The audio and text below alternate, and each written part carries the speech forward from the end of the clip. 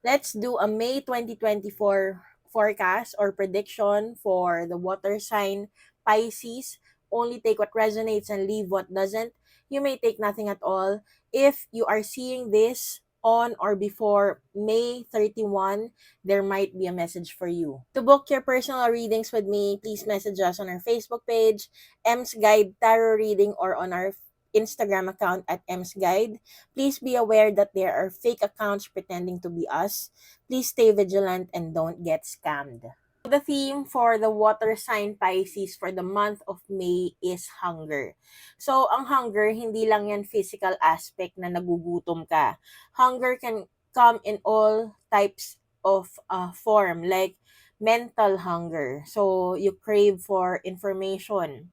It can also be in a form of spiritual hunger. So, you will crave for parang enlightenment or soul searching.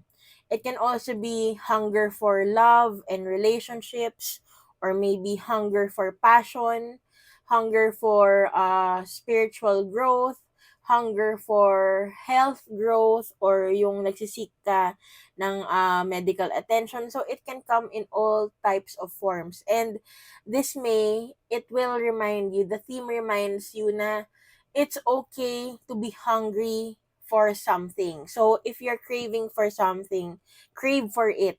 You only live once. So, fulfill that hunger. Kung gusto mong maghanap ng adventure, go for it. Walang no holds bar this May. Yan ang sinasabi ng theme para sa inyo, dear water sign Pisces.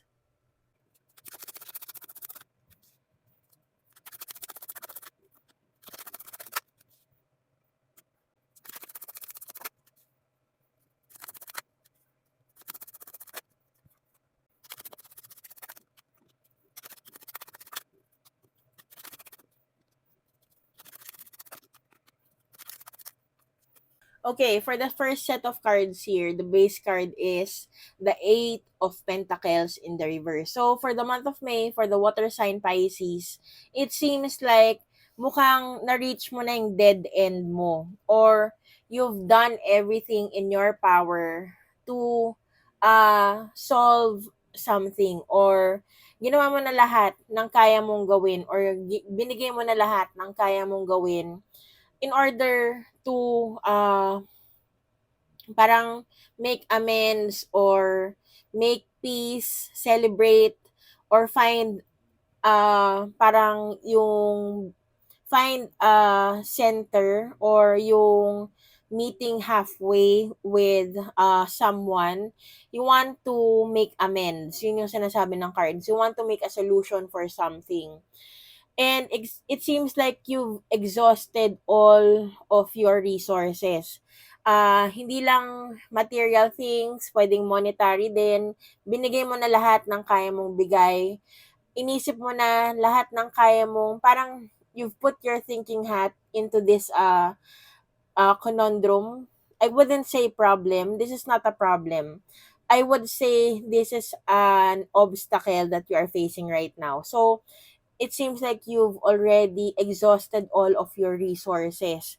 And mukhang hanggang ngayon, hindi ka pa rin successful into finding a solution to this parang obstacle that you're facing right now. Wala ka naman regrets with regards to exhausting your resources.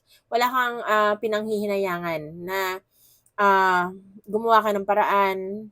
Pero ang sayo kasi, it's more on gusto mong sabihin sa sarili mo na you've already done your part.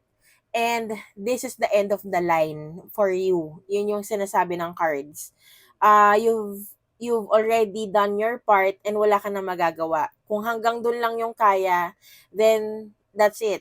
You won't waste your energy anymore into this.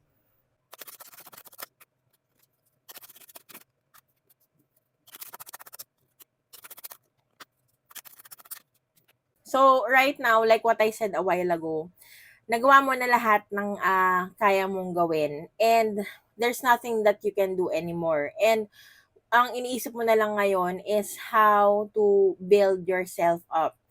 ang iniisip mo ngayon is how to protect yourself and your material gains.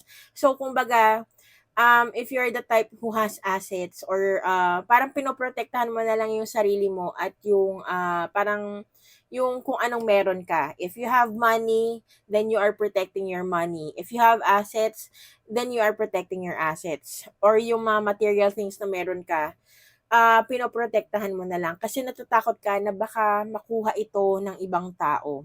Yun yung sinasabi ng cards. And with the clarifying cards here, it's saying, yun nga, you've reached your end of the line or napunta ka na sa dead end.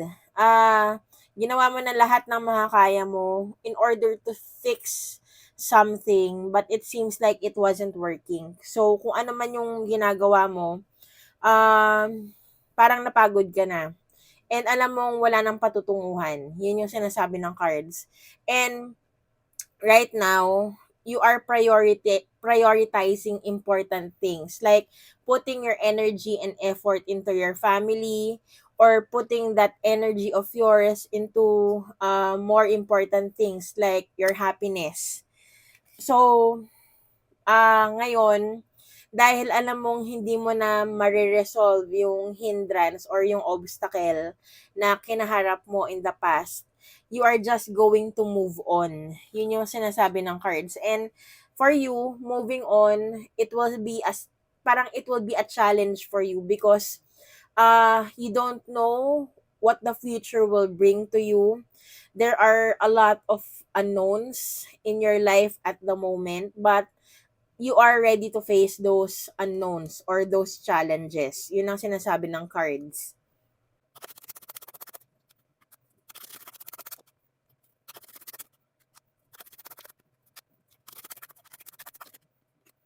Okay, with the Eight of Cups in the reverse, it's saying here, parang meron kang mga bagay na kahit na alam mong magmo-move on ka na, is still with you or you can still consider it as a part of your life na mahirap bitawan.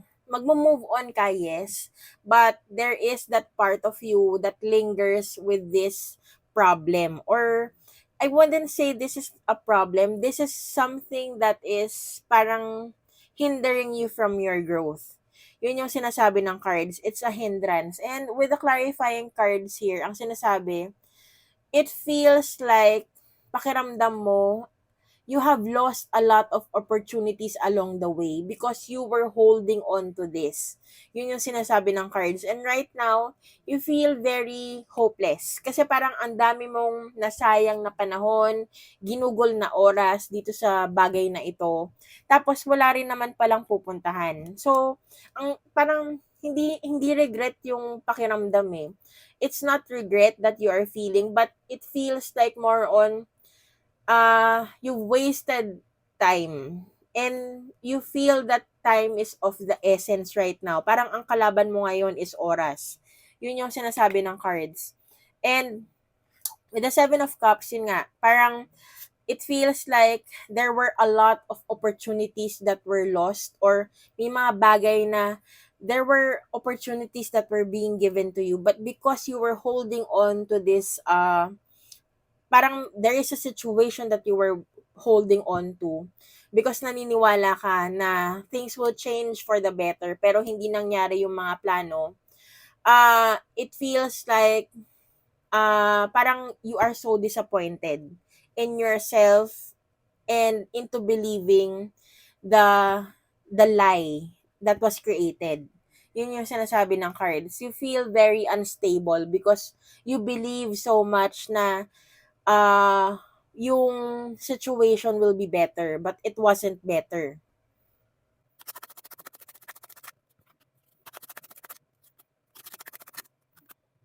Okay, so it seems like whatever the situation is, yung end of the line or tingin mong wala nang patutunguhan, you were dealing with a King of Swords in the reverse. So right now, you are represented by the Queen of Swords. So like what the theme is, you are hungry for communication or you are hungry for knowledge. You're hungry for information. So you are actually seeking information right now. And this information that you are seeking for, ang may hawak niyan ay isang masculine energy. But the masculine energy doesn't want to talk. Yun yung sinasabi ng cards. And you've reached the dead end or end of the line na. And wala ka na magagawa. You just, parang, you had that realization that you cannot do anything about it. Not unless this masculine energy wants to talk. Or kung yung masculine energy na mismo, yung magkukusa na makipag-usap sa'yo, that's the only time that you will gain clarity. Yun yung sinasabi ng cards.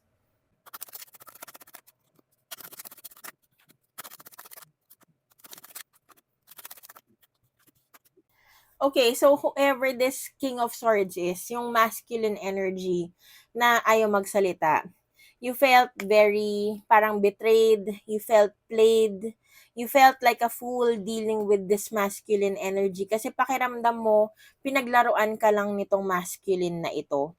And yun yung actually, siya yung Eight of Cups mo.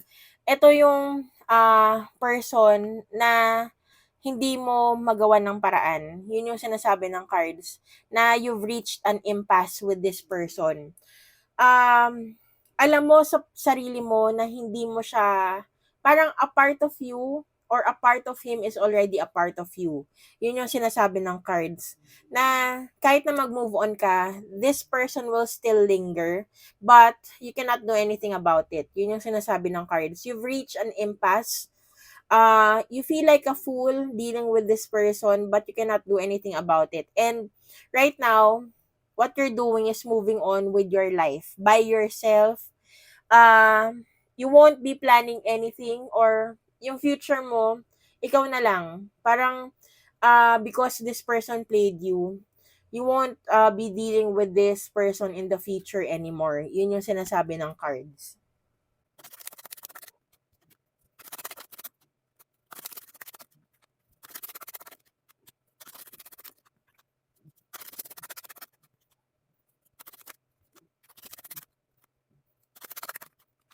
Okay, so the last part here is the guidance of your spread, and the card that came out is the Nine of Cups in the upright. So ang sinasabi dito, this May, for you dear Pisces, prioritize your happiness. Yun lang ang importante, wala nang iba. Sarili mo lang. If you need to be selfish, do so. Huwag mo nang intindihin yung ibang tao kasi palagi mong iniintindi yung iba. Lagi mo silang inuuna. Unahin mo ngayon yung sarili mo. And ang sinasabi dito, be your own King of Pentacles. Be a masculine energy. Let the world know that you can do everything. You can conquer the world by yourself. You don't need anyone. Um, Show them kindness. So, sabi nga ni Selena Gomez, treat them with kindness. Batuhin ka ng tinapay, batuhin ka ng bato, batuhin mo sila ng tinapay. Show them kindness. If you were not respected by the people around you or yung masculine na dinidil mo, kadil mo in the past, show them that you are the boss and that you don't need them in your life. Yun yung sinasabi ng cards dito. And with the clarifying cards here, this masculine energy is making you feel anxious. Kasi lagi mo pa rin siyang iniisip. But remember, kapag nawala na yung masculine energy sa isip mo, yung emperor or your counterpart will be coming into your life. The emperor is the culmination of all the kings in the court cards. So, yung kadil mo na masculine before is not ready for a commitment. The commitment that you need, the commitment that you want. It can be a romantic relationship, it can be a partnership, yung pwede ka rin ginancho nitong taong ito. So, they are not ready. They are not fit for you. Yun yung sinasabi ng cards. And you are showing up as the Empress in the reverse. Kaya ka in the reverse right now is because you are not at your best state. Kasi parang pakiramdam mo ang daming nawala yung abundance mo because you kept on dealing with this masculine energy. But the good thing is, you still love, parang hindi ka naman nawawalan ng pagmamahal. para sa tao, para sa sarili mo. And that's good. That's a positive thing. Yun ang sinasabi ng cards. Keep that love alive. Do not lose hope that you will find someone that will treat you better. And sooner or later, when everything comes back to its rightful state, the universe will give you what you need or what you want. Actually, pag hindi mo hinahanap, tsaka yan darating.